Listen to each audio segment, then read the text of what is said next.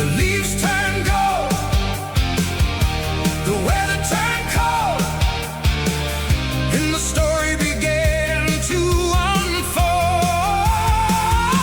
It's 1976, a season still alive.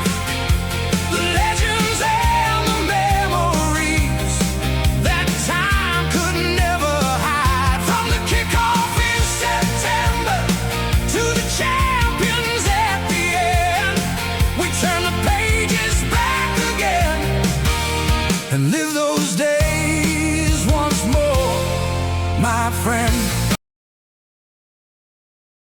Hello everyone, and welcome back to Pigskin Glory, football 50 years ago today. Today we're looking back at Wednesday, July 28th, 1976, where contract disputes, a legendary career, training camp roster moves, and another night of CFL football filled the football headlines. Let's get started. Our first story centered on Philadelphia Eagles head coach Dick Vermeil, who publicly addressed the ongoing contract dispute with veteran cornerback Joe Lavender. Vermeil made it clear that no player was bigger than the team, saying Lavender had overestimated his value and emphasized that players who wanted to be Eagles needed to be in training camp. The comments highlighted the growing number of holdouts becoming part of the NFL landscape during the 1970s. Next, one of football's all-time greats decided he wasn't ready to walk away. George Blanda, at 48 years old, reported to Oakland Raiders training camp after initially considering retirement. Upset that Raiders planned to give rookie kicker Fred Steinfort a chance during the exhibition season, Blanda admitted he nearly quit before talking things over with owner Al Davis. Instead, the NFL's all-time leading scorer chose to keep competing, proving that the competitive fire still burned brightly after 27 professional seasons.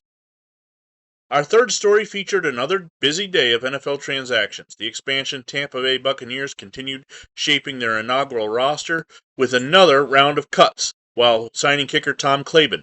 The Baltimore Colts, Detroit Lions, Chicago Bears, Los Angeles Rams, and New York Giants all trimmed their rosters as training camp battles intensified around the league. Finally, we travel north of the border to the Canadian Football League, where the Edmonton Eskimos improved to 2-0 with a convincing 23-9 victory over the Toronto Argonauts.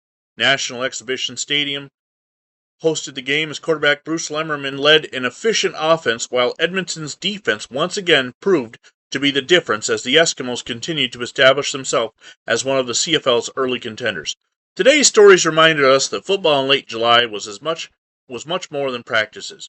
Coaches were establishing their culture. Veterans were fighting to extend legendary careers. Teams were making difficult personnel decisions, and meaningful football was already being played north of the border.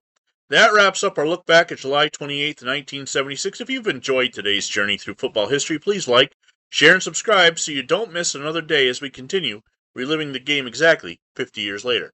Join us next time as we turn the calendar to July 29th for another day of football history. Until then, this has been Pigskin Glory.